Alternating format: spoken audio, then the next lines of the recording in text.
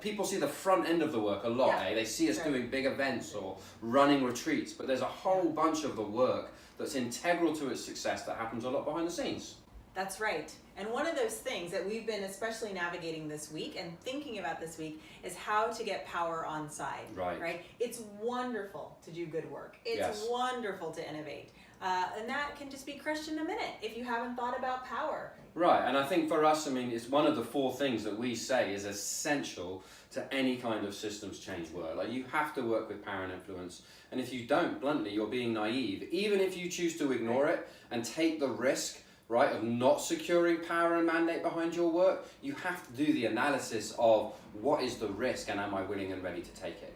Part of what happened to us this week is we got totally clobbered. By power. Blindsided. Totally blindsided. Twice. Thought we had our ducks in a row. Dude, worked for months to get our ducks in a row. Right. We were not unconscious about power, and yet this week it was smacked us down. And basically what happened is it was completely arbitrary, out of our control.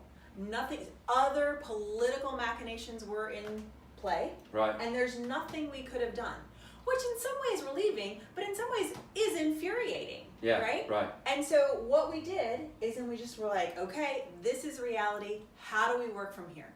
How do we actually help our team, which also then had been clobbered, strategize forward? So I think when we talk about getting power on side for that particular piece, it was let's actually work with reality. And then let's try to move forward. What then do the higher ups on our team need to take it forward? Exactly, because it's worth saying that the senior leaders, and we had worked with most senior leaders available to us in this project, we're working at kind of ministerial levels, were just as blindsided by the change of direction as the leaders we're working with within our smaller group. And so I think there was a real piece there of all of us pivoting, the whole project pivoting.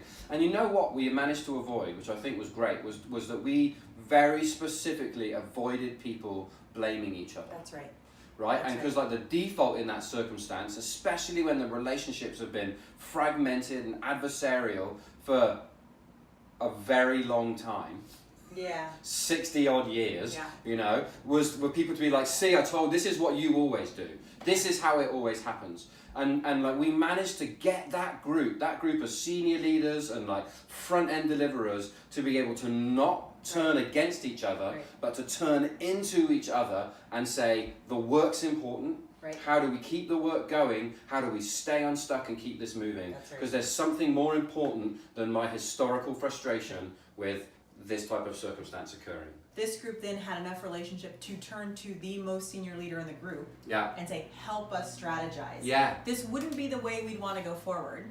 You have access to something we don't have. Help us think this through. Right? And then we'll do it. And so that was kind of how it worked. It's in some ways we defaulted to the most powerful person giving us really good advice, giving us really good guidance, giving us really good mandate for maybe this is a way to move it through. And I thought it was beautiful. And asking for what they needed to be able to navigate the system and the circumstance from this group, right?